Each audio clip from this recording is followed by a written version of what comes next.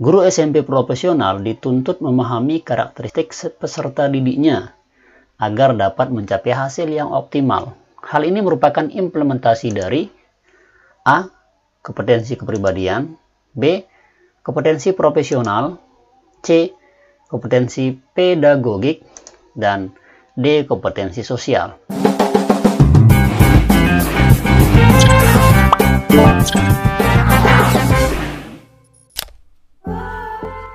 Assalamualaikum warahmatullahi wabarakatuh. Hai teman-teman di channel Situs Edukasi. Ya, hai, jumpa lagi bersama kami di sini. Yang mana pada kesempatan ini kami akan berbagi tentang soal P3K guru SMP ya, dalam persiapan P3K tahun 2021 nanti. Nah, di sini merupakan soal yang tahun lalu dan semoga ini menjadi persiapan kita menghadapi P3K untuk guru honor yang khususnya ngajar di SMP, teman-teman ya. Dan ini merupakan tes kemampuan guru pedagogik. Kita membahas tes kemampuan teknis, dan silakan buat teman-teman yang belum mendengarkan pernyataan dari Mendikbud atau Bapak Nadiem, nanti kami sertakan linknya di deskripsi terkait pidato beliau mengenai kisi-kisi atau tips cara menjawab soal P3K yang dibuka pada tahun 2020 dan 2021 maksud kami. Oke, di sini buat teman-teman juga yang belum menonton video di persiapan guru SD, guru PAUD, silakan juga cek di deskripsi video atau di video sebelumnya sudah kami buatkan. Dan sekarang kita fokus di guru SMP, teman-teman ya, karena ada sedikit perbedaan dan memang agak beda soalnya di tes kemampuan untuk perjanjian kerja atau P3K guru ini. Oke, di sini tanpa banyak bicara kita langsung menuju ke soal nomor 1. Masa anak berusia 13-16 tahun mencapai tahapan perkembangan sosial dengan kesadaran hubungan aku, engkau, atau hubungan subjektif, objektif. Tahapan dalam perkembangan ini berlangsung secara A. Subjektif, B. Subjektif menuju objektif, C. Prapuber menuju pubertas, D. Objektif. Oke teman-teman, silakan buat teman-teman yang sering mengajar di SMP ya atau di MTS, silakan, saya rasa sudah tahu dengan umur yang 13 sampai 16 tahun ini. Oke, kita tunggu dan kita bisa melihat jawabannya. Jawabannya adalah yaitu B, subjektif menuju objektif. Kenapa? Karena perlu kita ketahui bersama di sini bahwa subjektif itu merupakan lebih kepada keadaan di mana seorang berpikir relatif hasil dari menduga-duga berdasarkan perasaan atau selera orang. Sikap objektif adalah sikap yang harus dijunjung tinggi bagi seorang untuk berpandangan terhadap suatu masalah. Nah, sehingga di sini anak-anak itu sudah mulai dewasa, teman-teman ya, di umur 13 sampai 16 tahun ini. Ini dia masih SMP, juga dia masih SMA, tergantung apakah dia masuk di umur 6 tahun atau di umur 7 tahun. Oke, jadi yang paling tepat jawabannya adalah B, subjektif menuju objektif. Silakan teman-teman, mungkin ada hal yang terkendala bisa di kolom komentar ya, nanti kita coba diskusikan terkait soal nomor 1 ini. Terus ya. Oke, next kita lanjut ke soal nomor 2. Upaya untuk menganalisis hasil penilaian proses antara lain berupa kegiatan guru A. Memeriksa dan memberikan nilai terhadap hasil catatan aktivitas setiap siswa dalam kegiatan di kelas, B. Melakukan wawancara tambahan dengan siswa yang beraktivitas sangat positif, C. Merencanakan pembelajaran remedial bagi siswa yang kurang baik berdasarkan penilaian non-tes, dan D. Melakukan wawancara tambahan dengan siswa yang beraktivitas kurang baik. Ini yang ditanyakan adalah upaya ya, menganalisis hasil penilaian, proses hasil penilaian yang kegiatan guru apa dilakukan. Oke, apakah A, B, C, atau D? Oke, kalau begitu kita cek dan kita lihat jawabannya adalah yaitu A. Memeriksa ya, memeriksa dan memberikan nilai terhadap hasil catatan aktivitas setiap siswa dalam kegiatan di kelas. Ini yang salah satu yang paling efektif kita gunakan ingin menganalisis hasil nilai proses siswa tersebut. Dan ini merupakan upaya kita sebagai guru untuk memeriksa analisis hasil penilaian mereka sehingga tepat nih sasarannya teman-teman ya. Oke, buat guru-guru yang sudah ikut PPG, saya rasa untuk soal-soal di P3K itu agak mirip memang karena dia membahas tentang pedagogik. Begitu juga dengan kami kemarin ketika PPG, jadi soalnya memang agak mirip-mirip sehingga nanti agak terbiasa kita menjawabnya ketika kita menghadapi tes seleksi P3K. Oke, kita lanjut next ke soal nomor berapa nih? Soal nomor 3 teman-teman ya. Oke, salah satu prinsip merancang program remedial bagi peserta didik tampak pada kegiatan guru. A. Membuat rancangan pembelajaran khusus untuk siswa yang remedial. B. Menggunakan rancangan pembelajaran yang telah diserap dengan memperhatikan temuan analisis evaluasi belajar. C. Menggunakan rancangan pembelajaran yang berbeda sama sekali sehingga rancangan yang ada. D. Merancang tes ulangan saja tanpa ada pengulangan penjelasan materi. Oke, silakan teman-teman yang mana jawabannya untuk soal ini. Oke, jawabannya adalah B. Kenapa B teman-teman? Karena kita ketahui di sini bersama bahwa ini adalah prinsip merancang program remedial ya. Bagaimana sih prinsipnya? Tentu kita harus melakukan kegiatan guru yang disebut dengan rancangan pembelajaran dengan memperhatikan temuan analisis evaluasi.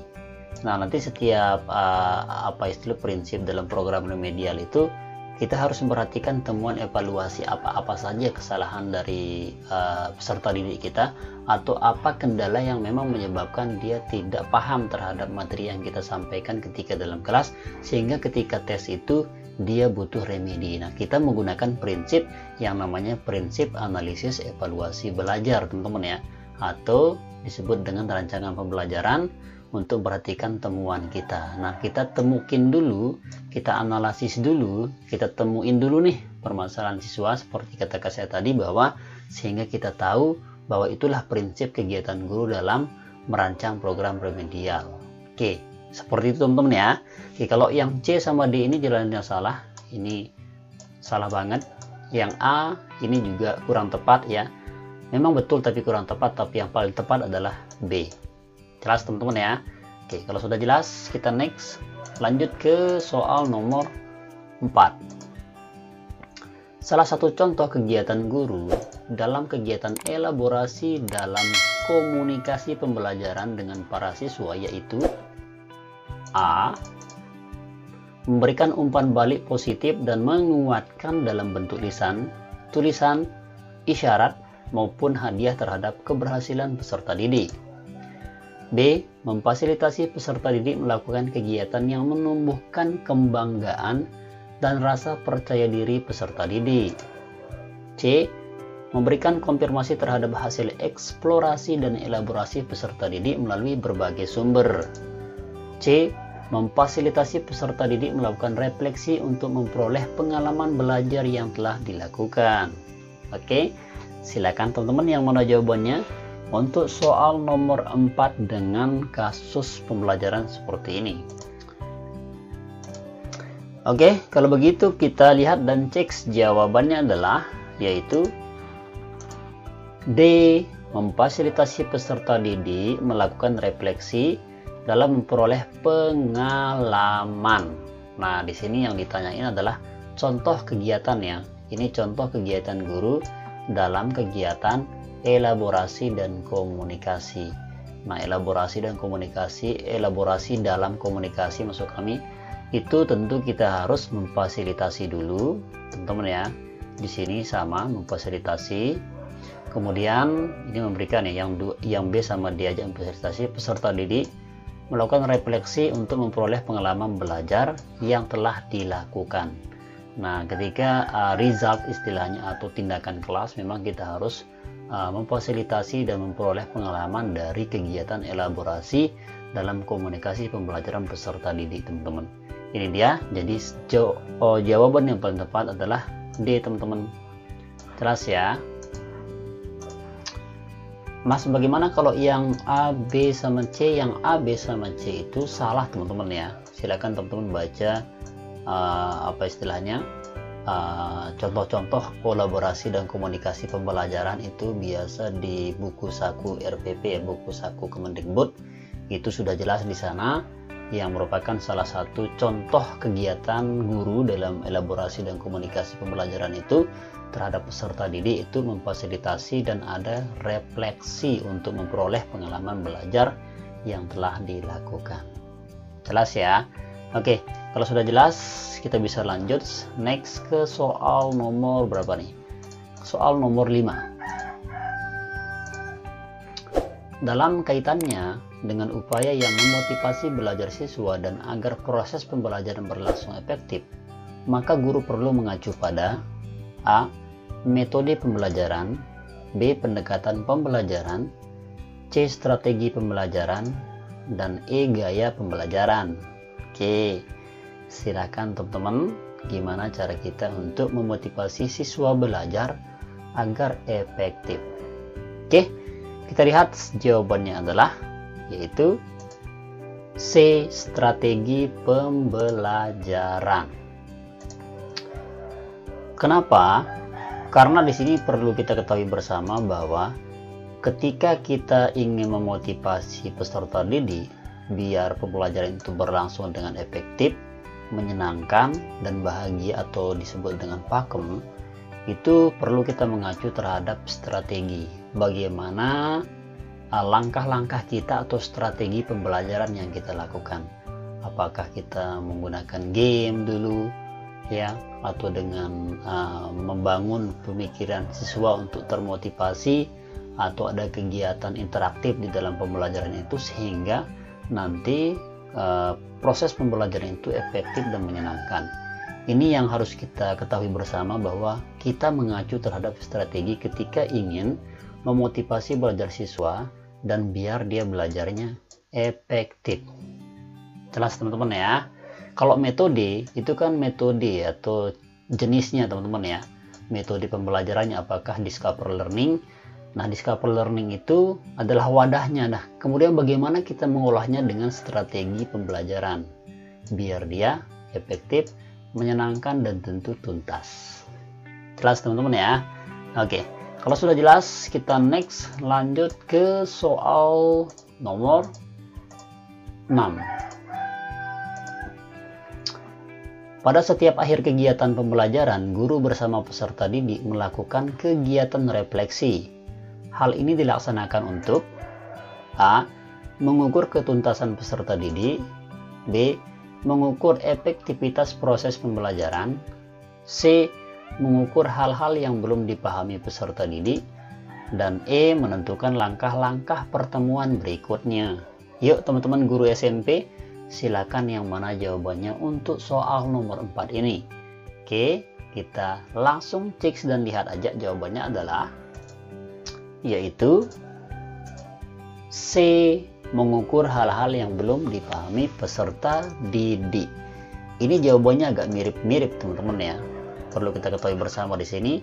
Di sini kan tujuan ya, atau pada setiap akhir kegiatan pembelajaran itu kegiatan refleksi.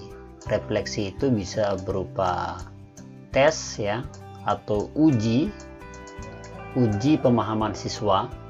Nah, yang perlu kita lakukan di sini yaitu untuk mengukur hal-hal yang belum dipahami peserta didik.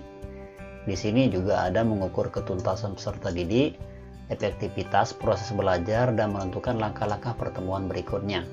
Nah, sehingga nanti yang paling tepat adalah C. Karena setelah kita melakukan refleksi ternyata ada nih peserta didik kita yang belum paham, tentu di sana kita mengukur nih sampai batas mana peserta atau anak-anak SMP itu mengetahui materi yang sudah kita sampaikan dalam kelas, sehingga kita bisa mengukur dan memahami peserta didik ini loh yang belum dipahami, ternyata mungkin bahasanya kurang familiar atau tidak kena dengan dunia yang di umur masa SMP seperti itu. Nah, sehingga hal yang perlu kita ukur adalah yaitu kebersamaan dalam kegiatan refleksi untuk peserta didik yang memang belum dipahami. Oke, sehingga yang paling jelas adalah C, teman-teman. Jelas ya? Oke, kalau belum jelas bisa teman-teman nanti komentar di kolom komentar untuk nomor 6 ini.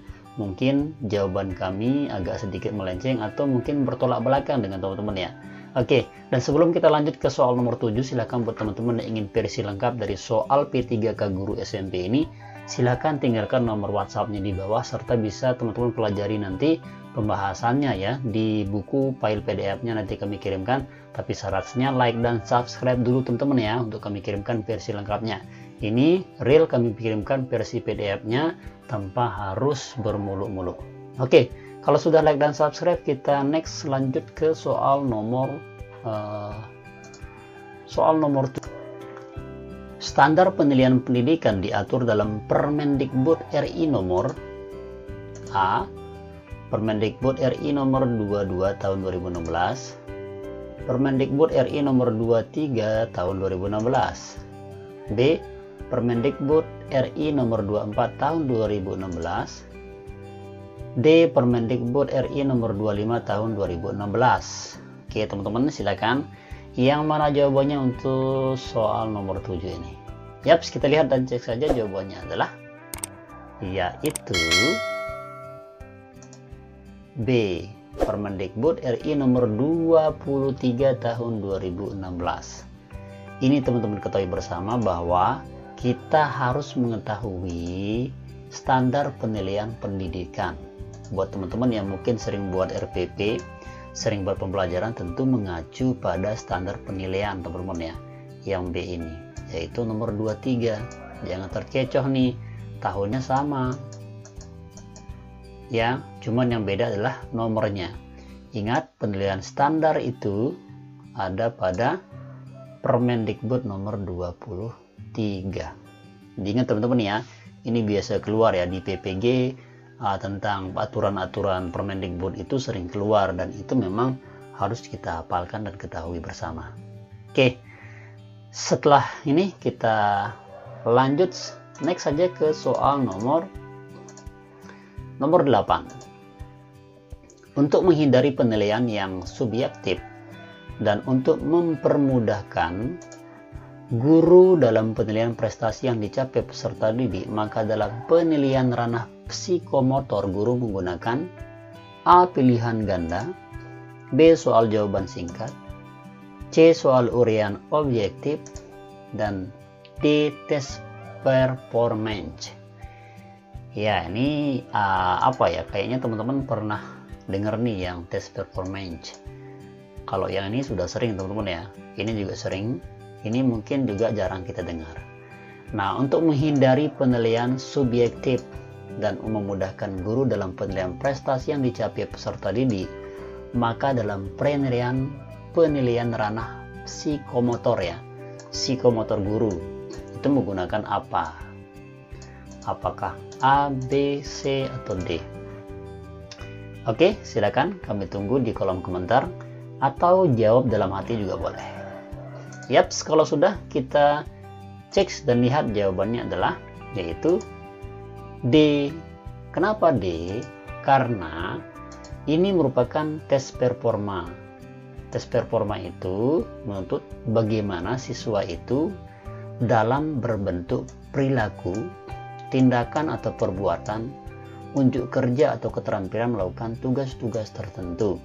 Ini yang disebut dengan psikomotorik.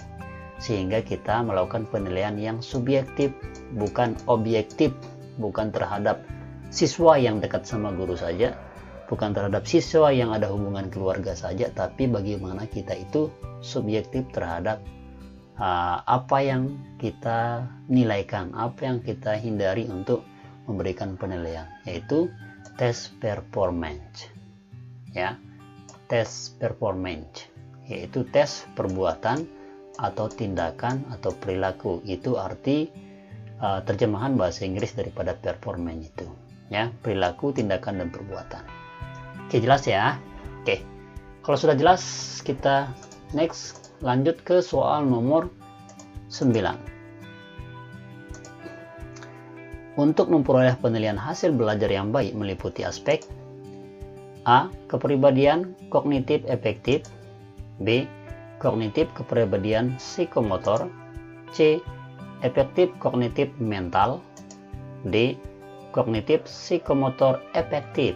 Teman-teman yang sering ikut struktur nih, yang sering ikut MGMP, saya rasa sudah sering dengar ini teman-teman ya, yang sudah ikut pelatihan PPG, pelatihan UKG, ini memang sering keluar di soal-soal seperti ini. Oke, kalau begitu kita langsung aja nih tanpa banyak bicara, kita cek jawabannya langsung. Jawabannya adalah yaitu D ya teman-teman. Kenapa D? Karena yang D ini merupakan penilaian hasil belajar tentu dengan kognitif,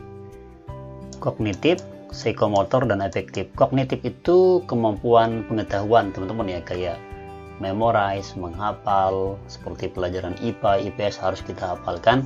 Nah, kalau psikomotor itu adalah gerakan yang tentu menuju tindakan terhadap apa yang mereka hafalkan, apa yang mereka ketahui, sehingga menjadi psikomotor atau disebut dengan skill dan keterampilan. Kalau afektif itu aktivitas kemampuan menyatakan emosi berdasarkan pengalaman sendiri, khusus memenuhi kebutuhan atau dorongan yang mendesak. Nah, ini adalah proses-proses dari pembelajaran, penilaian hasil belajar. Kognitif dulu, psikomotor, dan afektif. Jelas teman-teman ya? Oke, kalau sudah jelas, kita next lanjut ke soal terakhir. Di sini kami hanya bahas 10 soal saja buat teman-teman yang ingin versi lengkapnya, karena ada 100 soal banyaknya untuk guru SMP ini. Kami tidak membahas semuanya karena waktu terlalu panjang kalau kita bahas teman-teman ya, sehingga untuk meningkat waktu biar teman-teman tidak menghabiskan kuota, tidak menghabiskan WiFi, silakan tinggalkan nomor WhatsApp yang dibuat untuk kami kirimkan versi lengkapnya, tapi syaratnya like dan subscribe biar kami semangat mengirimkan file aslinya. Oke, kalau sudah like dan subscribe, kita coba bacakan soal nomor 10. Guru SMP profesional dituntut memahami karakteristik peserta didiknya agar dapat mencapai hasil yang optimal. Hal ini merupakan implementasi dari A. Kompetensi kepribadian, B. Kompetensi profesional, C. Kompetensi pedagogik, dan D. Kompetensi sosial. Silakan kami tunggu di kolom komentar teman-teman ya, dan jangan lupa nomor emailnya atau nomor WhatsAppnya untuk kami kirimkan file aslinya. Oke, thank you, syukron, thanks for watching, sukses bareng bersama Situs Edukasi. Sekian, assalamualaikum warahmatullahi wabarakatuh.